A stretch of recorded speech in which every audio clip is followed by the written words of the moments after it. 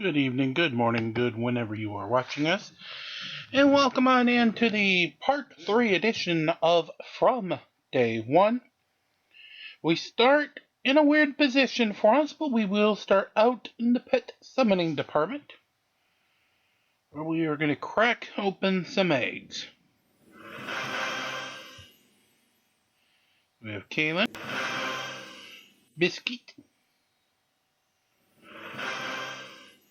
Merlin, Albus, and Merlin, and now we will actually use the 10-pack. Okay, those pretty much sucked, but there is a method to the madness. We'll claim the pet summoning task. We'll come in here to claim our guild glyph task while we are in here. Tonight it can go to Iris's level 7 defense.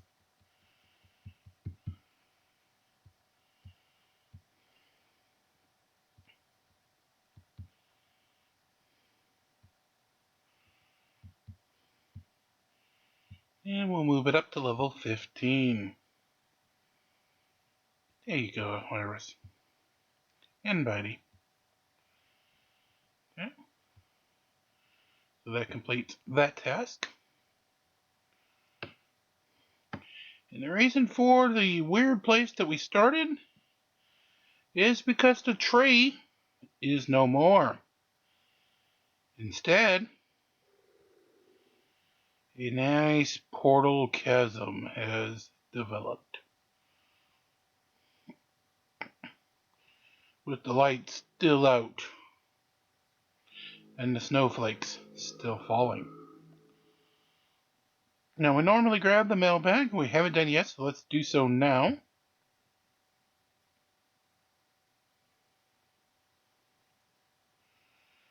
Defense in the Grand Arena. Some glyph and goodie items. Bunch of hearts. So nicely done there. Ranking award. 70 gems. That's the group gift. And Ophelia is good enough to send us 250,000 gold and 2,000 coins. Another 250,000 gold and 2,000 coins. This one coming from Fire. And finally, 350,000 gold and 3,000 coins, also by Fire.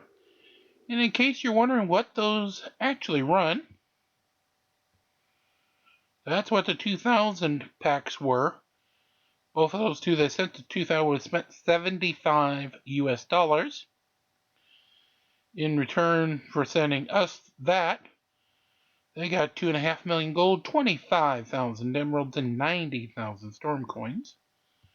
The 3,000 pack they got sent to us gave them 50,000 emeralds, 3.5 million gold, 150,000 storm coins, but ran them 131 US dollar hairs. So now, let's jump into Chasm.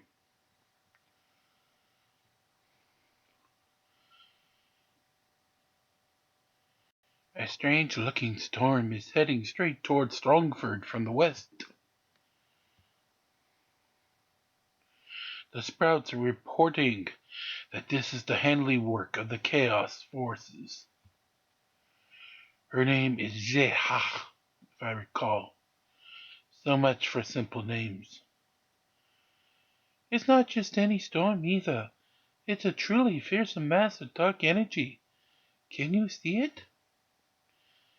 It's kind of difficult not to. Mira, do you have a plan this time? I wish I could figure out what this monstrosity of a woman is planning. I believe you have to take your chance, Guardians. You will head straight into the storm, and take me along. I can sense it's the right thing to do.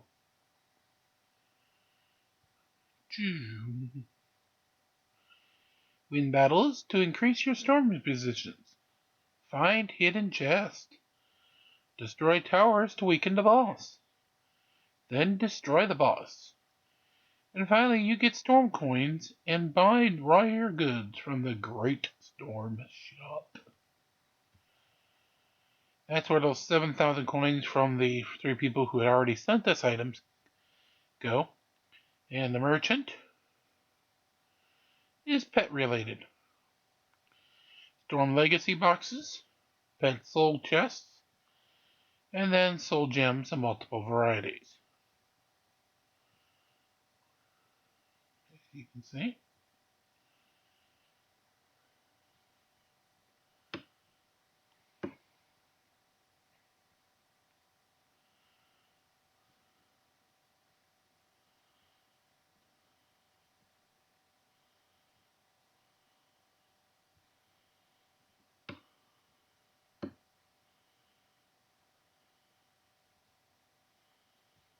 Okay.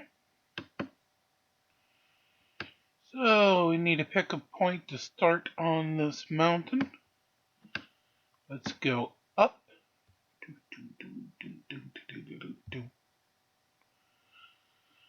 And the storm is tailored to your level.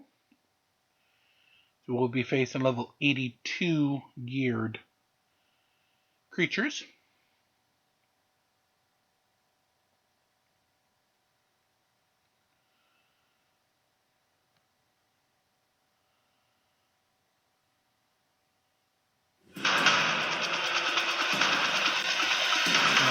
Pause it for a second here.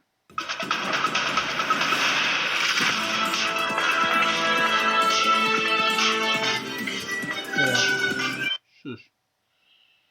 Now these battles are actually geared where you have storm resistance. That's what this little red mark is over here. That storm resistance basically will start automatically chomping on your heroes from the second the battle starts. The higher the number from the spot that you attacked, the quicker the chomp occurs. In addition to chomping your hero's health immediately, it will also negate some of the attacks that you do to your opponents. Again, the higher the number, the more it negates. Alright, let's bring the music back.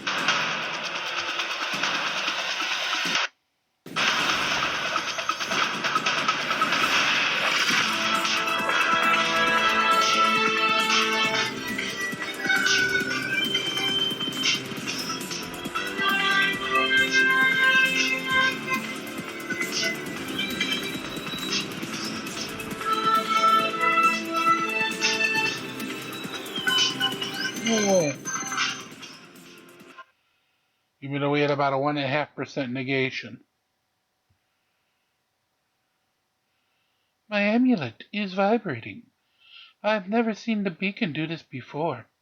I'm scared. You are absolutely right to be afraid of me. Who might you be, Zeha? What brings you to Dominion? It's none of your business, wretch. The storm will avenge me.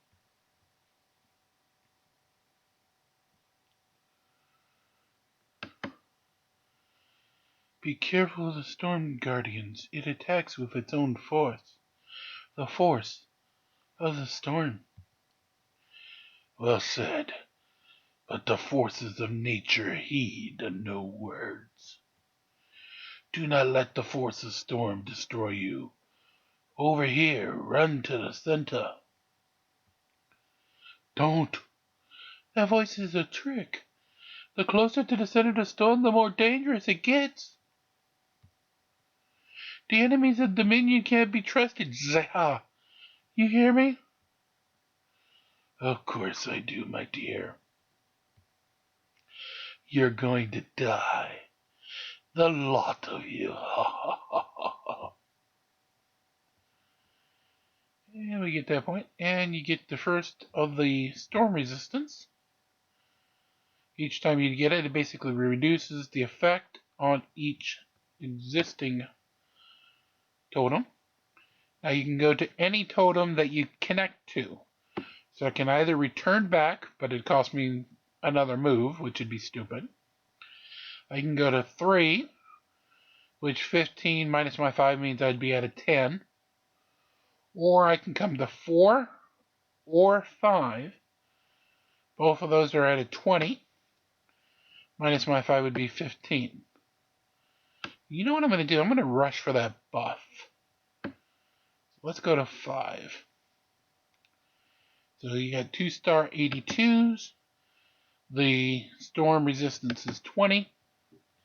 Our buff is 5, so we're going to pay a 15, same penalty as we did it in the last fight. And yes, our tonight's Midnight in the Desert is waiting on the other end.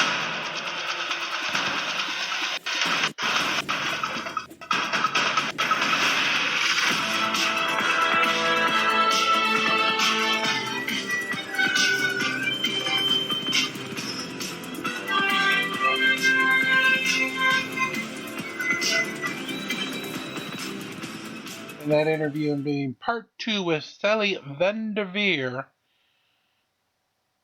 owner of a legal marijuana dispensary in Colorado, originally airing December 3rd, 2015. Your amulet. Each time we defeat monsters, it pulsates. In these moments, I sense that the beacon's energy grows, and the destructive forces of the storms fade. The amulet is shielding you, Guardians. It increases your storm resistance. Which means there's still a chance to defeat this enemy. We must keep fighting.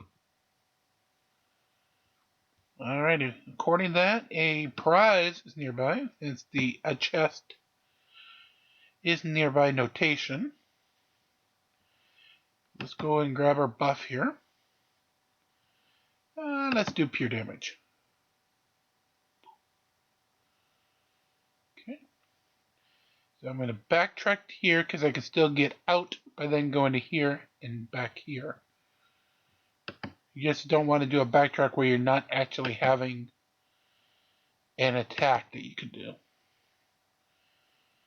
So 30 minus 10, so we're added 20.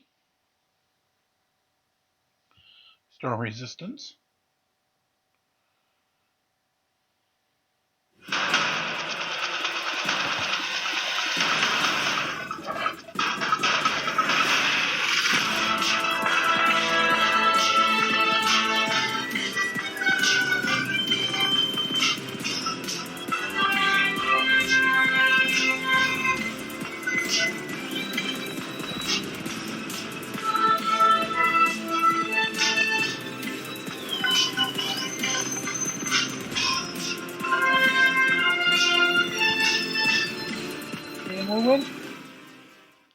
And we did find the treasure chest right there.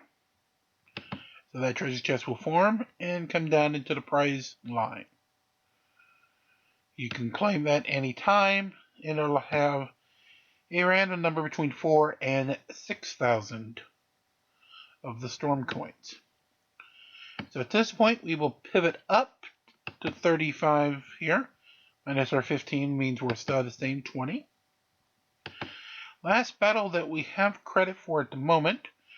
So after this, we will bring Sally Vanderveer and Art Bell on the air.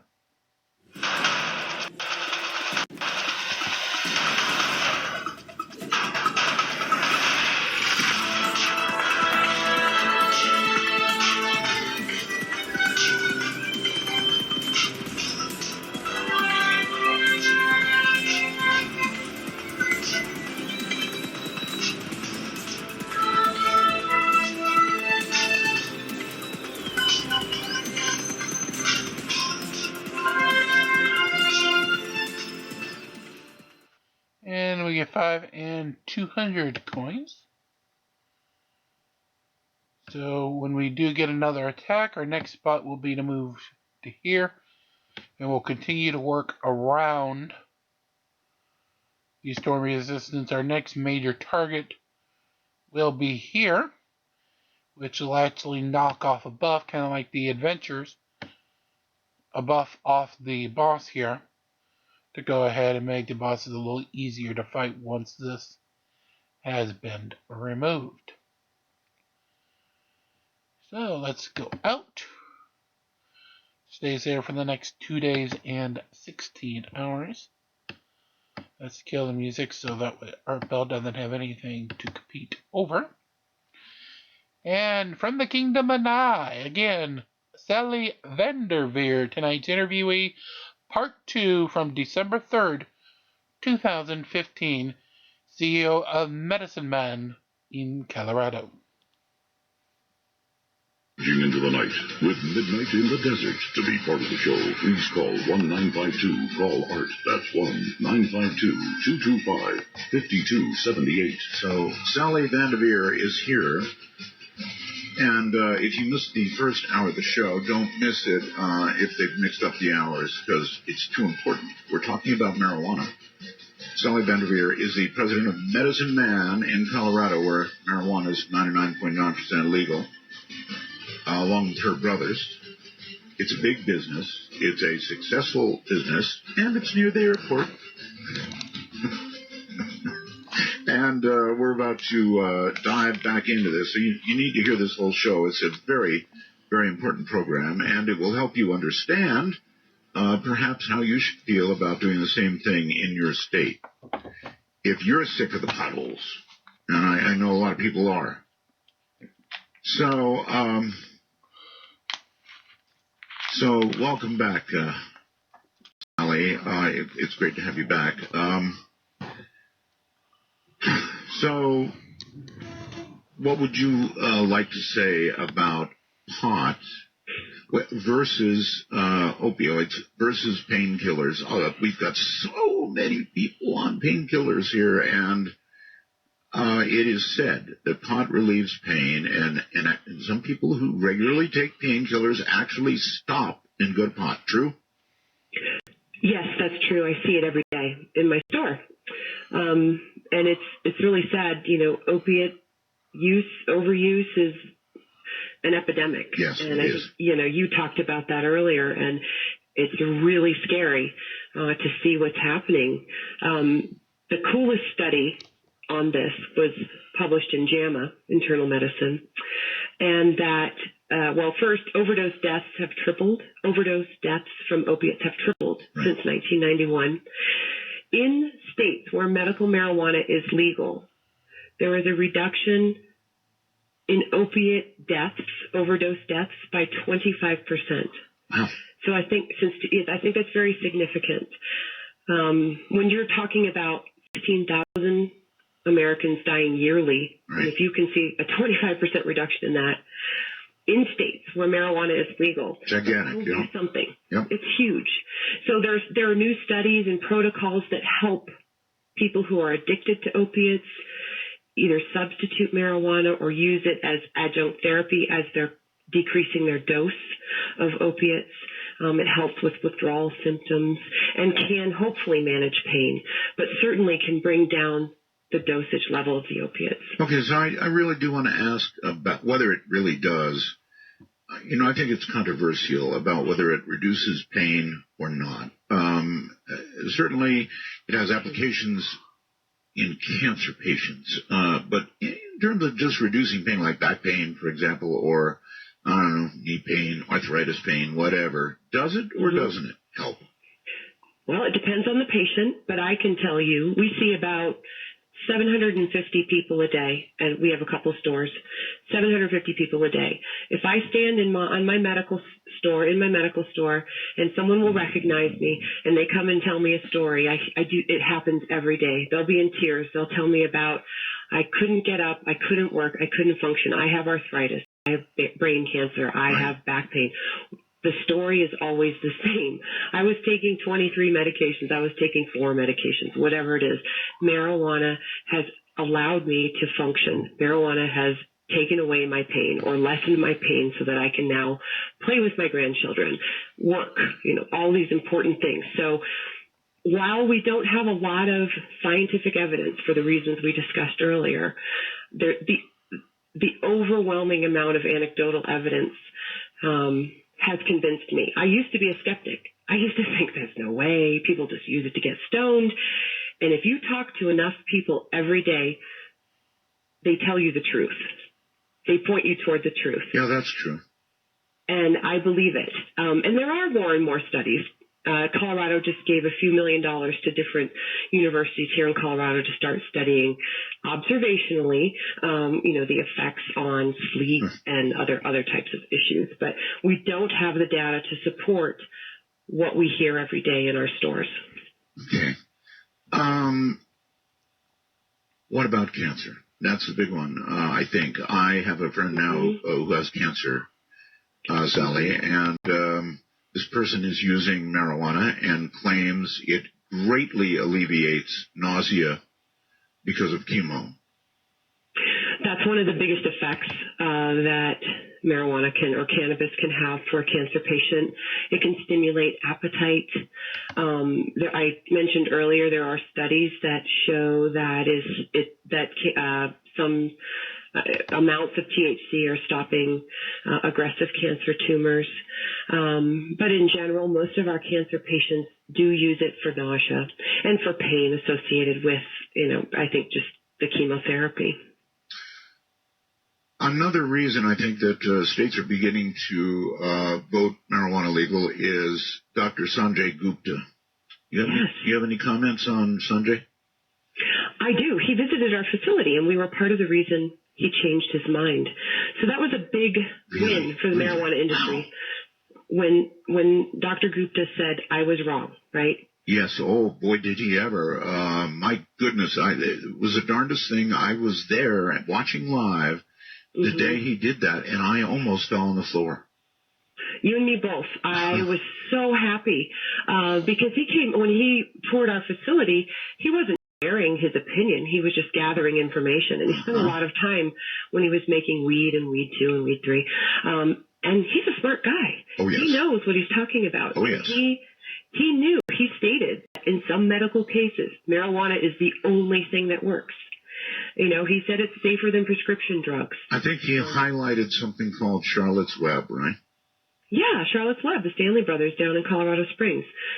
They have a beautiful combination, mostly CBD, which is a different part, one of the components of the cannabis plant, right, which targets the intractable epilepsy, or Dravet's. And, if he got to meet Charlotte, he got to spend time with Charlotte. You see a kid that's seizing every 5 minutes, and then you see a child who is functioning on a swing or riding her bike. Again, that's the evidence. That's all the evidence sometimes reasonable and intelligent people need. It was amazing. And those who didn't see Dr. Gupta and how this worked, it was just astounding. So it absolutely works for that. And people need to keep in mind, remember, we're talking to a very broad audience here, Sally. This is a plant that is given to you exactly as it comes out of the ground. In other words, you're getting the buds unmolested, without any bad stuff, if you buy them this way anyway, sprayed on them, and it's just plant coming out of the ground, right? It's a very natural medicine.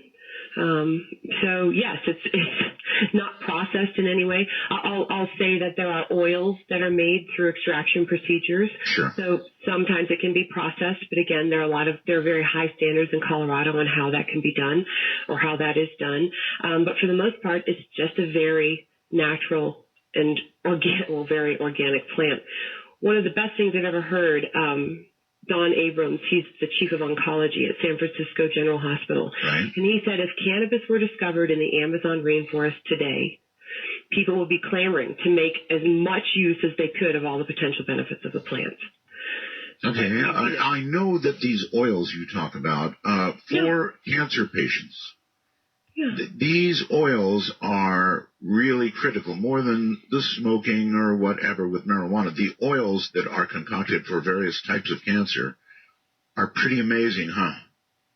They are, and they have the same properties as if you were to smoke it.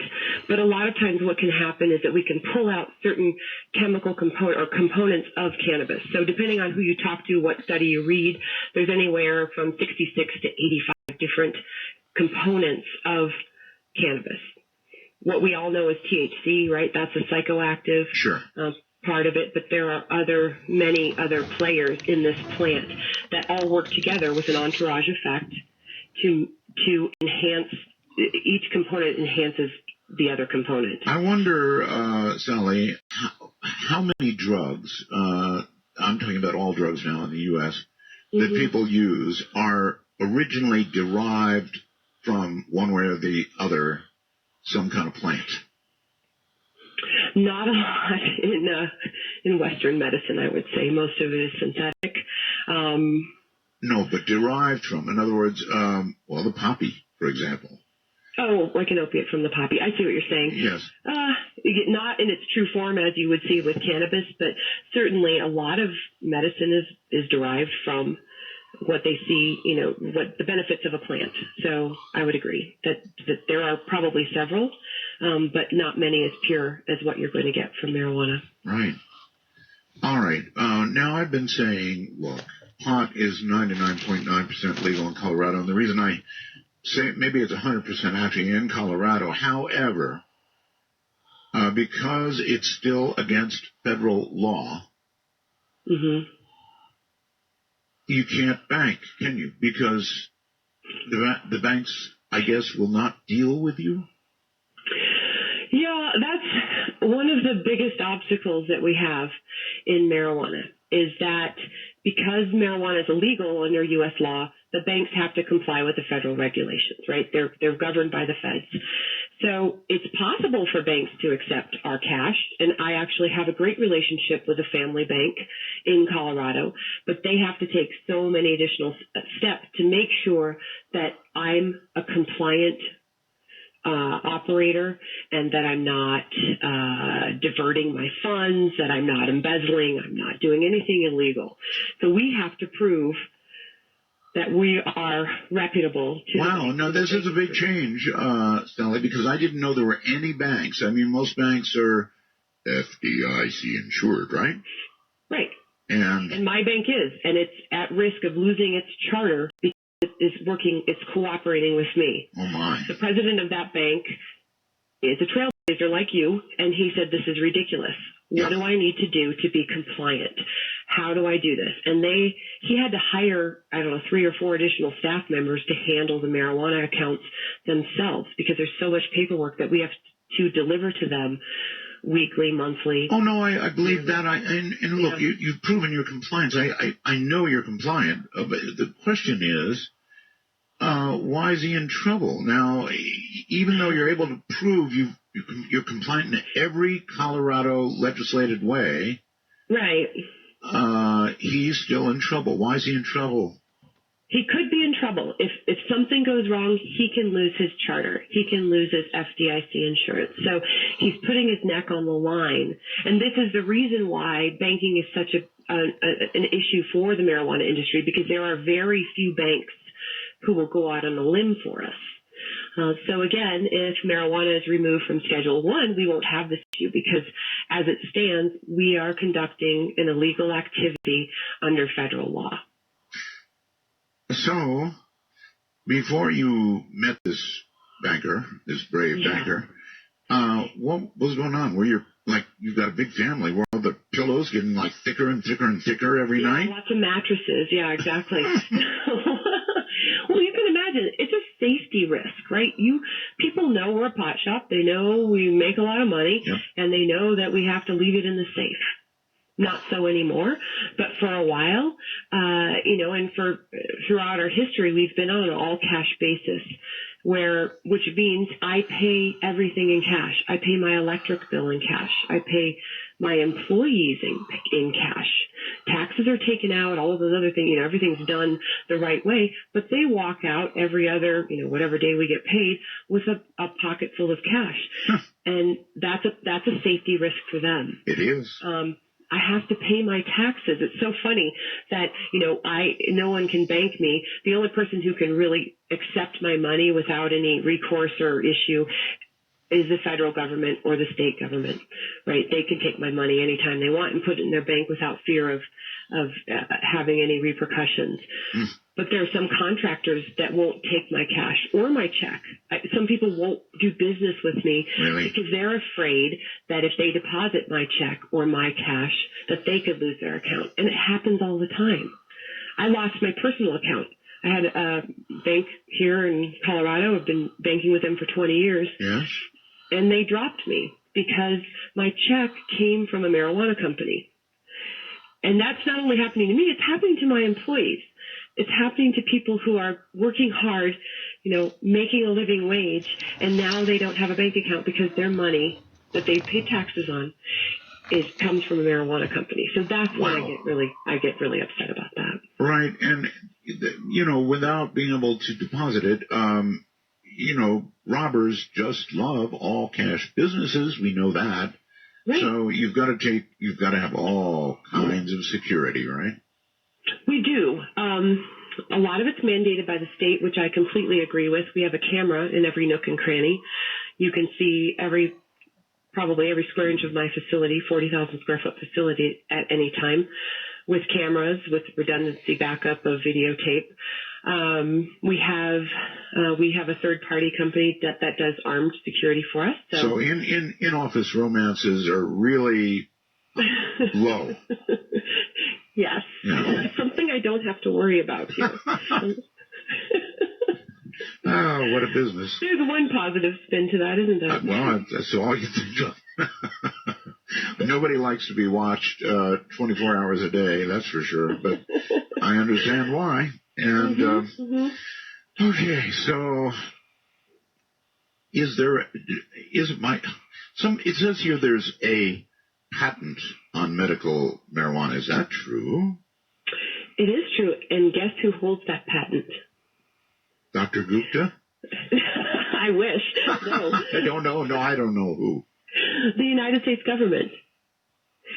So the same government that says that there's no medical benefit holds the patent. Wait a minute. The federal government actually filed for and got a patent on marijuana probably when? I can't remember what it was. I think it was maybe in the 70s. In the 70s, really? Look at that, yeah. Maybe in the 30s. I can't remember, but it is true. A patent. In that patent, wouldn't they have to describe the properties and effects of it to get the patent? Oh, yes, and they are, and I should have pulled that so I could share it with you, but the patent states the medicinal benefits for, I think it... Wait, it says there are medicinal benefits? It does. No, okay, so the U.S. government has a patent on marijuana, and in it they claim medicinal benefits. But in the Schedule 1 deal, there are no medicinal benefits. How could that be? Your guess is as good as mine. Well, no, there's a lot. It has to do with fear and racism and yellow journalism and, corrupt legislators. That's what it has to do with. That's the real story about why marijuana is illegal. Not because it's some danger to society. It's because it served the purposes of people in Washington or people who had paper companies, right? So William Hearst, people who were afraid of Mexicans coming and taking their women and killing everybody. There's a long history, and it's quite fascinating of why marijuana is illegal. Here's what I've always thought, and I continue to think this. Now, you can tell me I'm right or wrong, but it's what I think. The alcohol industry in America is gigantic. Can you quote offhand how big a business alcohol is in America every year? I wish I could, but I cannot. I know that it's tax big, revenue right? has exceeded alcohol this year, but yeah, it's gigantic anyway, huge. Right? Huge. Yeah. Okay. So I think that the alcohol lobby has squished y'all. I think that's what's happened. I think they were probably originally responsible for the legislation making it Schedule 1 really bad. And over the years, they have tried to swat down, I bet you, with money that went to people who lobby to get it squashed. Would you think that's fair? and they continue to do so. I can't remember the statistic and I can't verify it, but the amount that the pharmaceutical lobby is throwing at the anti-marijuana campaign is staggering. So there are a lot of people who have a very strong interest in not allowing marijuana to come to America or, to become legal. Right. So you're right. Originally, back in the 30s, it was DuPont Chemicals. It was, William Hearst, those types of people. Sure. And now it's alcohol, it's pharmaceuticals. And tobacco's kind of out of it for now. I think they're kind of sniffing around marijuana as a potential business. But yeah, there's a lot of money out there that don't want to, they don't want to see us succeed.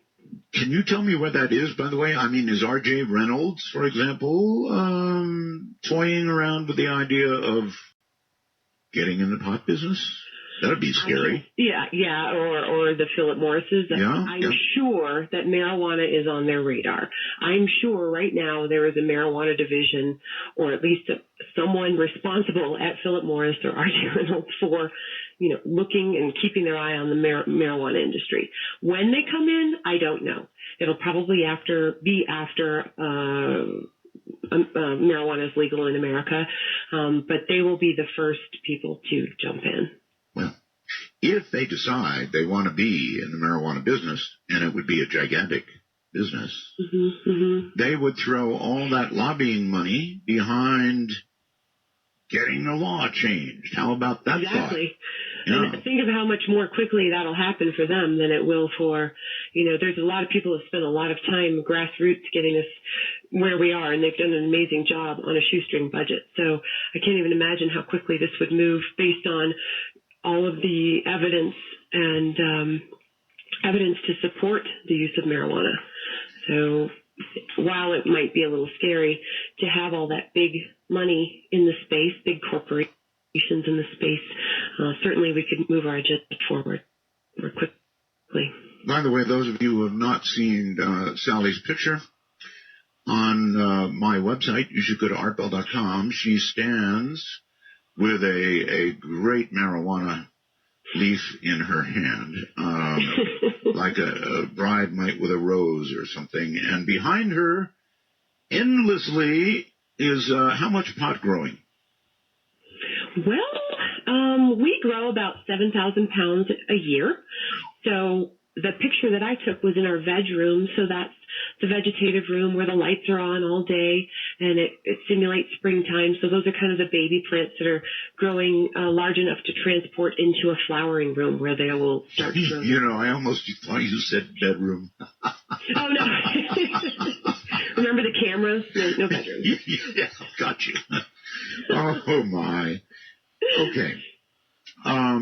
I think that my listeners are going to have a lot of questions to ask, and I would like them to be able to do so. I would only ask folks that they would be not rude. If you have a dissenting opinion, feel free to give it. And, so we're about to get to that, and I'm going to give out the numbers for that in a moment. How many things do you think marijuana, medically, that is to say, Sally, actually helps? Truthfully, yep. A lot. I have a list in front of me of common uses, and there's probably 40 indications on this. And I really think we haven't even discovered how much more cannabis can help people. How much of it, Sally, is anecdotal, and how much of it is scientific? Well, most of it is anecdotal because we are not allowed to study it. We don't have the means to study. Stupid. So, just like with a lot of drugs, you have to work on anecdotal. When I was in the pharmaceutical industry, I worked on a drug that was used for epilepsy. And then suddenly all these doctors started telling us, well, gosh, my patients don't want to drink alcohol anymore and their inflammation is going away. So then we were able to collect that anecdotal evidence, and then the company was able to study that. We just don't have that last step. We don't have that last step in place. I wonder what it is that acts on inflammation. That's very interesting, because inflammation is, I can tell you, for somebody with a bad back, the chief cause of why you're hurting so much. Yeah, inflammation is the underlying cause of so many diseases. And a lot of it has to do with the endocannabinoid system, which was named for the cannabis plant. But it's a lot of rheumatologists know the endocannabinoid system, and that it's just a way of maintaining homeostasis in your body. It builds the bridge between your body and your mind. And for some reason, the endocannabinoid system has a direct effect on inflammation. And THC attaches to those receptors, and whether you smoke it or ingest it, it overwhelms the endocannabinoid system and improves, for the most part, inflammation. Okay. That's big. That's really big. So, that would indicate that there is pain relief. If you cut down inflammation, then in the long term, it definitely cuts down on pain. Yeah. Believe me, when something in your back reaches out and touches a nerve, it's hard to describe the kind of pain that produces. I'm a patient. I use CBD, which is a non-psychoactive component of the cannabis plant. I play tennis. My knees are old. My elbows old. When I take CBD regularly, I don't have those aches and pains associated with the low-grade arthritis that I have. I am a case study. I'm a case study of one, and that's all I need to convince myself that it works. And again, there's no psychoactivity. I don't get high from it, but it works for me. So I have yet to hear, and obviously I'm on your side, so it may be that I'm missing something. I'm sure the callers will come along and figure out what it is I missed that's on the negative side that we haven't brought out. To me, it seems like it should be legal across America, and Colorado is going to show, I think, America, how to do this, and you're part of that. You must be proud of that. I'm thrilled to be a part of this. We're all pioneers in this great new American industry, and what other time in your history, unless you were in the tech boom, can you say that you're getting to do this? I'm with you all the way. You've earned a break, and we've got a long break coming up. So what we're going to do is take calls after the break, and I'm going to give them my little talk right now about how to call. Okay? So stand by. You've got a nice long. Okay, so we're going to take their break with them. Cesar challenged us to reach the very center, the core of the storm. Obviously, it won't be easy to get there. What is this crucial element of the storm? The very heart of it, of course. Do you see those giant crystals looming like watchtowers? I think the crystals feed the core of the storm with energy and protect it. In that case, we need to disarm them so we can reach the heart of the storm. Alright, back to Art so he can give his little spiel. Then we will return in case we have any new stories of the Great Storm. Long break. Sally Vanderveer is her name. President of Medicine Man in Colorado. Big time medical dispensary and dispensary of, for whatever, even fun, of marijuana. So if you want to call us, here comes the talk. Sorry about that. My public number is area code 952-225-5278. I know it's going to be a busy night. That equates to area code 952. Call Art. Couldn't be easier than that, right? Then we have our Roswell port of entry at area code 575-208-7787. That's 575-208-7787. The first time caller line is area code 775-285-5800. Once again, area code 775-285-5800. If you're on Skype, come get us at MITD51 in North America and Canada, and MITD55 in the rest of the world. This is a very unique opportunity for you to speak to somebody who for years now has been in the marijuana business. I'm Art Bell. And we are muting for their musical bumper. We will return to them when they do have it out of that bumper. And with that mark here, it's saying that either this one or this one has got the treasure chest. Either way, we can't really attack either at the moment with our storm resistance. The speed of light in the darkness. This is Midnight in the Desert with Art Bell. Now, here's Art. Hey there. Glad to be with you tonight. This is a very important conversation.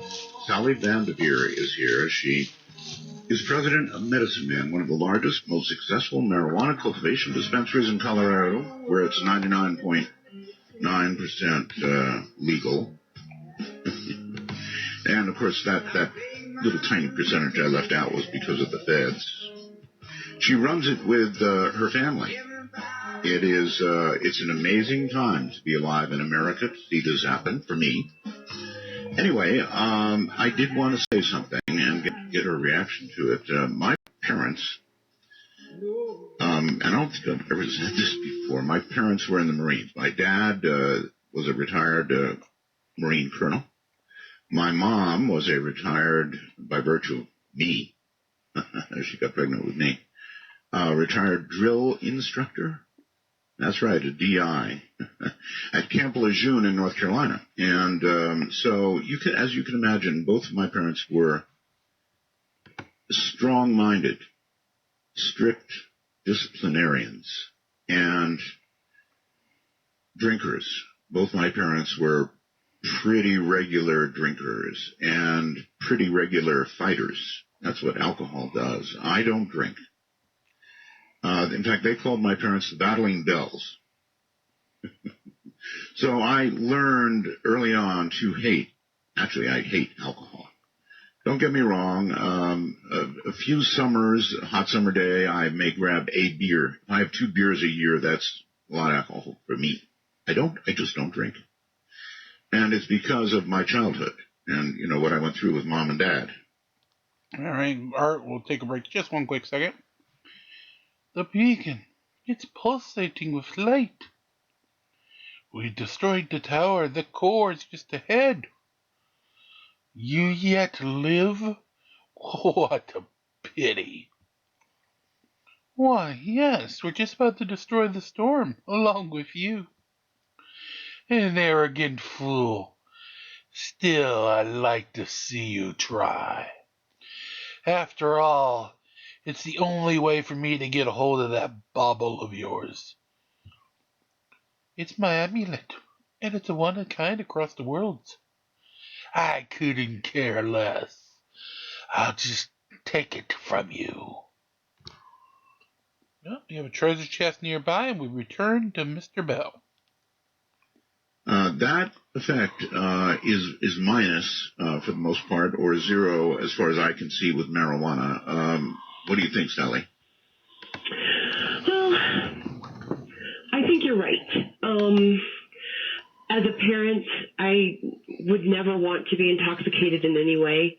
Anything that would take away from being present with my children, being available for them, being able to react if I needed to. So I would certainly not advocate for getting high with your parent, with your kids in the room. But certainly compared to alcohol, it's a much safer bet. And Something about alcohol that puts them in a fighting mood, Sally. Yeah, no, I see it all the time. Yeah. It's funny. One of our stores is next to a bar, and the only problem we ever have is when the bar closes and they spill out. They wreak havoc around my. That's the biggest threat to us. So,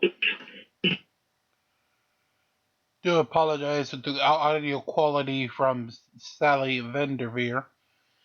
She's saying the only problem she has in any of her stores is that one of them's right next to a alcohol bar. went away, and we were left with marijuana, I think it would be a little bit more peaceful world.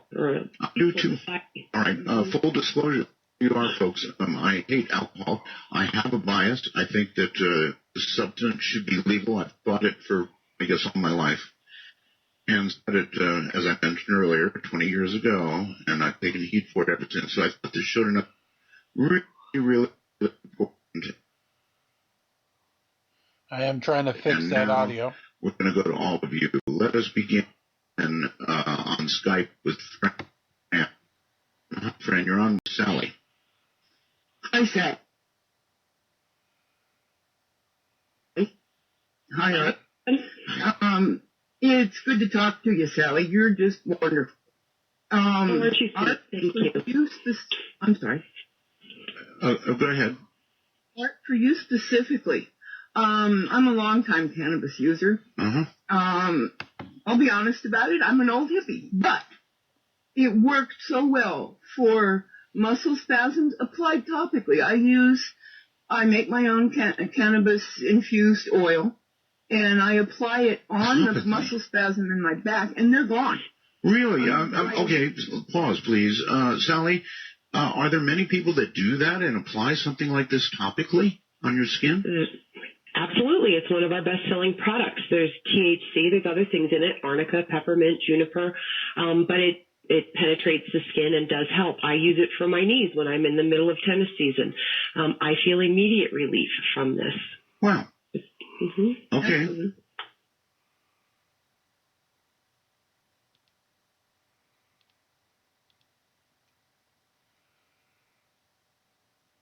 Okay, just 1 second here. I think I've got that tape just about fixed.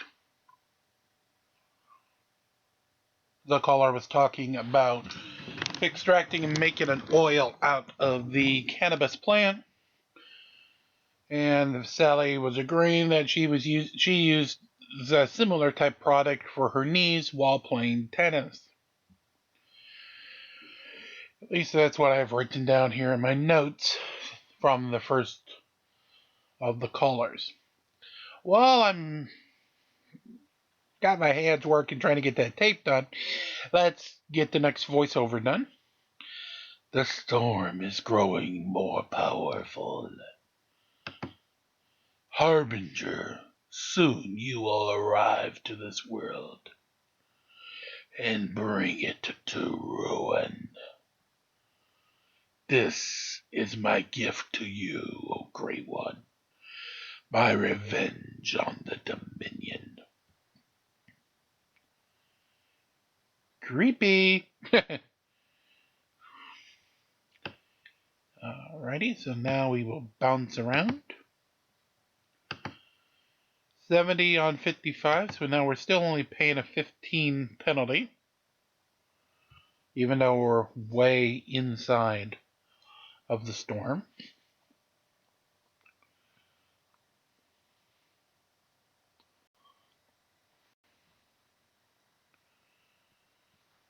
Okay, let me see.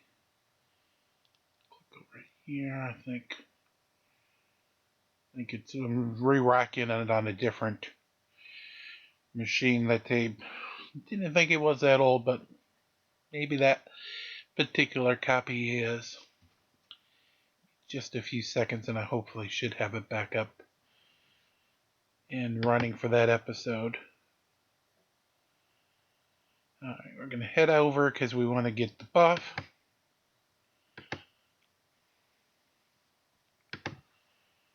Who knows, we might luck out and find a treasure chest lurking out there.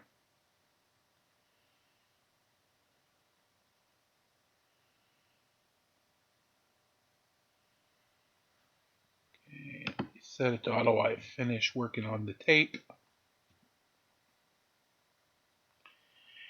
Yes, that's one thing you should know about GC Central here.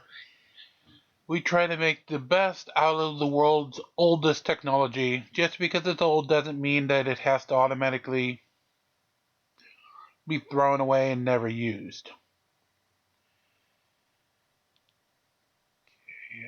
think. Alright, I think that should just about do it. Alright. Well, if I've done the right connections, we should be back with Mr. Bell and Miss Sally Vanderveer of Medicine Hat. Sorry, Medicine Man, my apologies.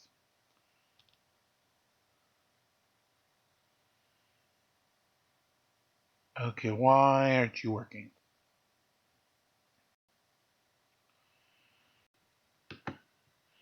Do I need to drag out the other 8-track? Oh, I just done that, but I do have a few 8-track players around if I absolutely had to.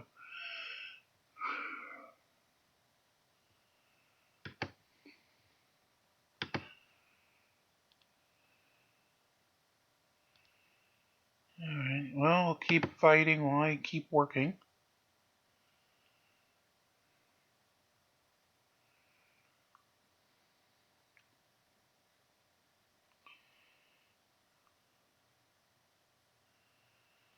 The downfall of being dragged out by your sister. You aren't ready for certain items that you should be.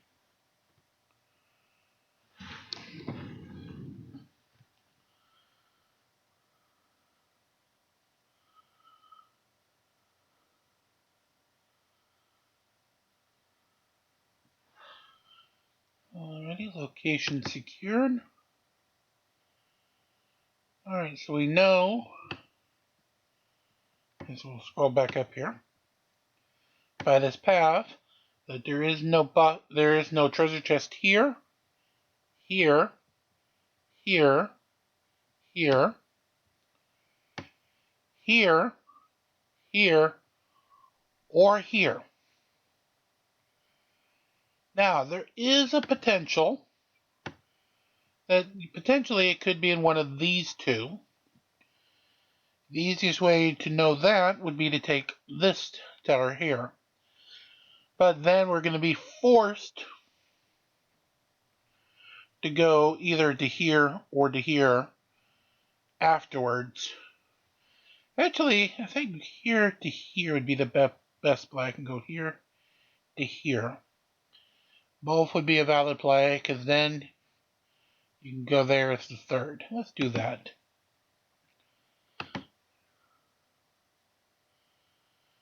Alright, so as we do that, I think, crossing my fingers here, I think I finally got the tape fixed. So, if the correct number of miracles have been performed, we now return to Sally Vanderveer, Art Bell, and Midnight in the Desert. Okay, Colin, that's a new one for me. So internally I'm for sorry. Chronic anxiety, depression, insomnia, and severe pain. I've lived my life in pain. Wouldn't take opiates. I hate them. Okay, the big word, the big D word that you mentioned, depression, that's worthy of a big question for Sally. So, Sally, does marijuana help depression? It helps some people with depression. It depends on what type of depression. And again, everyone reacts differently. But that's probably one of the, aside from pain, probably the second most way that people use marijuana is to manage anxiety and depression. And I'm told that it's very effective. Really? Mm-hmm. Okay. We categorize, I'm trying to be fair here. We categorize so many good points of marijuana, and we did cover the possibility of somebody getting a little paranoid, I guess. Beyond that, what else is negative? How is it on your lungs, for example, compared to tobacco use? Well, certainly it's not good for you to smoke, although there are studies that show improvement in lung cancer patients who smoke marijuana. I can't, there probably would be a handful of physicians who would prescribe smoking marijuana for that for that, but it can trigger or irritate the lungs when you smoke it, and it can cause breathing problems similar to what you see with tobacco use. So cough, phlegm, those types of things. But so there hasn't been a link to a higher incidence of lung cancer with patients who smoke marijuana. But again, the studies have not been done. Of course. All right, let's go to the phones. You're on with Sally. Hi. Hey, how you doing, Sally? How you doing, Art? I got a few things I wanted to pass by you. Okay. It's really good for like high blood pressure and glaucoma is used for lowering the pressure in the eye. It dilates your blood vessels and creates a better flow through your system. For people with Parkinson's disease, I believe, what is that strain? White Widow, I think it is. Really improves Parkinson's disease really a lot. You can make a lot of like different edibles and stuff from it and oils. It was criminalized back in the 30s because of William Randall Hearst and DuPont, because Hearst had thousands of acres of timber that he wanted to use for printing his papers, and DuPont had the sulfuric acid formula for changing the timber into paper. So they wanted to get rid of the hemp, which is the low-grade plant of marijuana from back then. And that's why it was criminalized, because of money. Because Hearst wanted his money, and DuPont wanted his money, and Enslinger wanted his money. How do you think they got it all the way to level 1, though? I mean, that's a very high bar. Enslinger was the drug czar. The drug czar at the time, yeah. And go ahead, sir. Well, he was very ambitious, and so he was made the head of the Bureau of Narcotics, and he saw that as a great career opportunity. But he knew that cocaine and opiates wouldn't be enough to help build his agency, so he latched onto marijuana and started to work on making it illegal at the federal level. So it was really a play for improving his career, and he did a very good job of doing that. Yeah, once it was created as a Class 1, there's no going back, as you know. Well, it'll take a congressional act, apparently, to send it back. One more question, Sally. Yes. What year Mustang do you have? I wish I had a 67 Mustang. I always wanted one, and I wanted it to be candy apple red. Go for it. And I'm trying to get my growers to name a strain Mustang Sally, but nobody will. Don't you think that would sell? I do. I'm sure it would. How big a business, is it fair to ask you how big a business what you're doing is, Sally? Yeah, I'm very transparent. Okay. This year, out of our 2 stores, we'll do about $18 million. Holy moly. All right, on Skype. Mike, you're on the air with Sally Vanderveer. Hi. I'm sorry, Sally. Sounds like you fell across the room to us. I was just going over to the kitchen to turn the oven off, and then you came through. Sorry about that. Back. Gotta go back. So, hey, Art, how's it going? Well, sir, go ahead. And Sally, hi. Good to hear you on the show today. I'd like to touch a little bit about big tobacco, if I could. It's pretty well known. I mean, these days, I guess they got to be losing money with people due to vaping and all the over-the-counter smoking stations that are out there.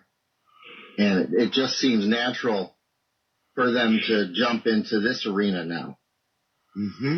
And I'm thinking, now it's pretty much open and in the air that everybody knows they've been putting all sorts of chemicals into cigarettes for years. Yes.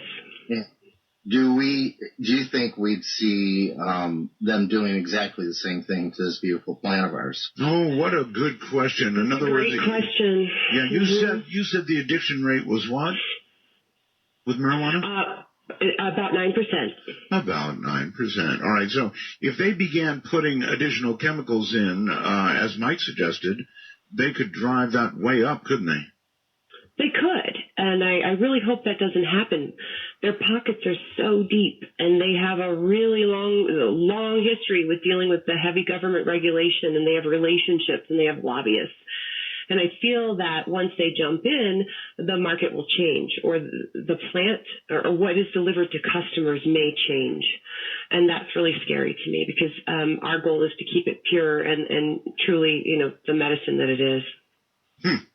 So if they do it, there'll probably be a congressional hearing where the CEO of each company has to go and get questioned, did you add anything to make marijuana more addictive?